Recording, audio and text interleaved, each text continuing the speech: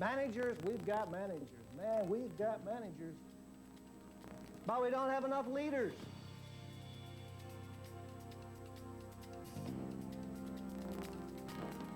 The year was 1991. American Cyanamid was a diversified, multi-billion-dollar corporation, one of the world's largest. Cyanamid's roots were in chemical manufacturing.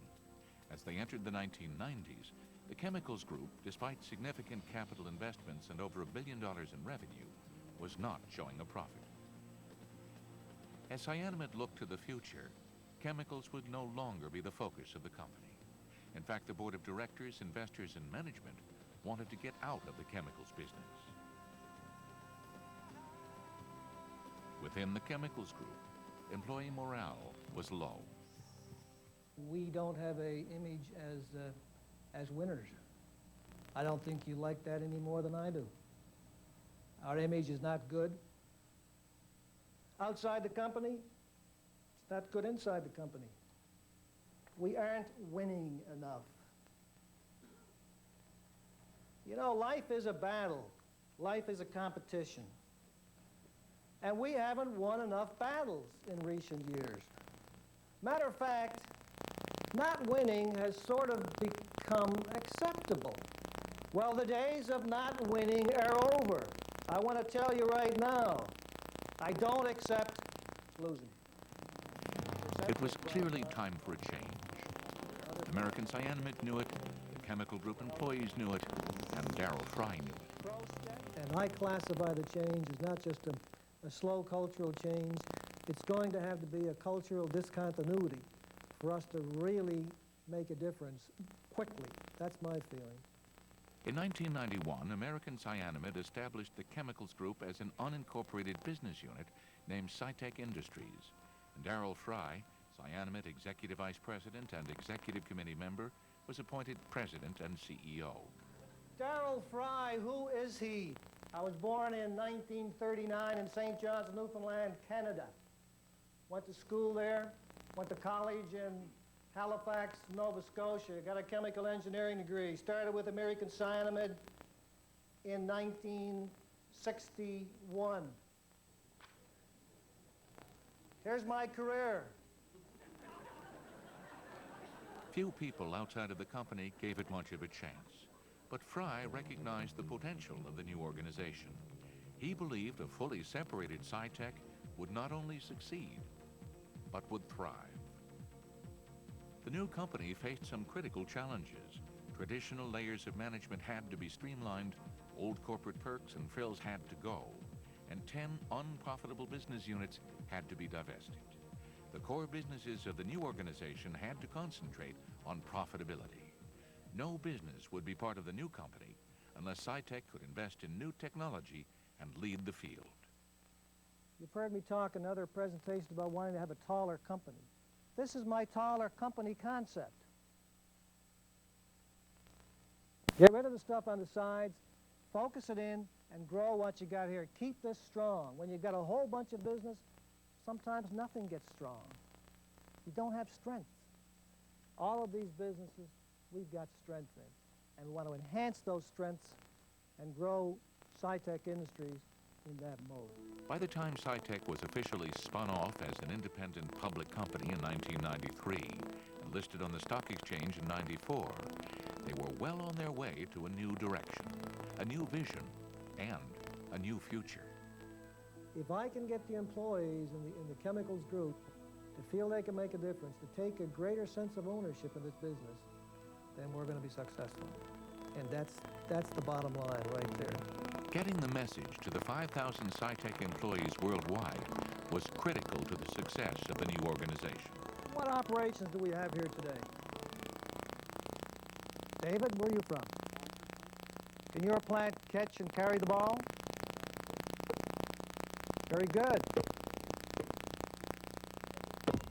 Forche, what about your plant? Can it carry the ball? What else do we have here? Woodbridge. Can Woodbridge catch and carry the ball? No question. What a team. Garrett Mountain. Excelento. Havre de Grace. No problem. No problem. Charlotte, yes. Can catch and carry the ball. Stanford up in the back. Fry opened up the lines of communication and began a series of employee briefings in person, in print, and on videotape. His goal, to let the 5,000 employees know where the company was headed and actively involve them in the process of change. This was a Cytec first. Why did I do that? I did that because I can only have people on the Cytec team that can catch and carry the ball. That's it. I can't take people with me on this journey we're going on unless you can do those things. I can't afford folks or plants like that anymore. You have to be able to catch and carry the ball. Employees at 80 locations around the world grew to anticipate and appreciate the multilingual communications aimed at explaining corporate goals, answering employee concerns, and clarifying employee roles in a changing future. Borders between management and employees were being eliminated as corporate values were redefined. We know we're not going to be the biggest chemical company in the world right now. We're not going to be the most profitable chemical company in the world right now. But if we're best, and if we're committed to continuous improvement, eventually we'll get to those kind of measurements. That's what this statement says. Achieving our vision for Cytec's future is going to take the commitment of every one of us. It's going to be a rocky, challenging journey. There will be continuous change. We will have to make decisions that probably neither you nor I will like.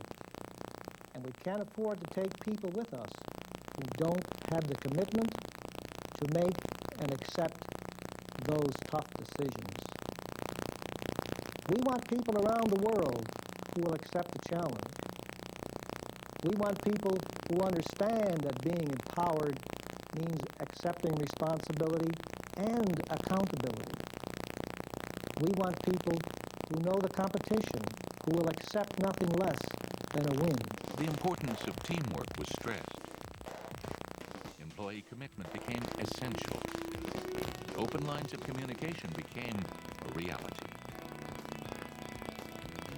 We have the singular chance to turn around a major chemical company. And I firmly believe the opportunity is here for all of us to make a difference. It all began to come together. By the end of its first year, Cytec was the #1 performing stock among the nation's top 1,200 companies. By the third year, Darryl Fry was ranked #4 on CEO Magazine's list of the top 1,200 chief executives, joining Dell Computer CEO Michael Dell and other software executives at the top of the list. As time goes by, I'm becoming much more convinced that this is a winning team, and each person on the team has to be a leader in their own area of responsibility, but at the same time they have to be a team player. That's really the way I see Cytec being a much better, more viable company, is the leveraging of the talents that we have in our people. Today's Cytec was created by all employees at all levels, empowered people who were energized by a philosophy of shared responsibility and commitment. A business environment where people want to get up in the morning and go to work. They feel better about where we're going, and it just gets them up better in the morning to go to work. And if we can improve that 10% a year, we're going to win big time.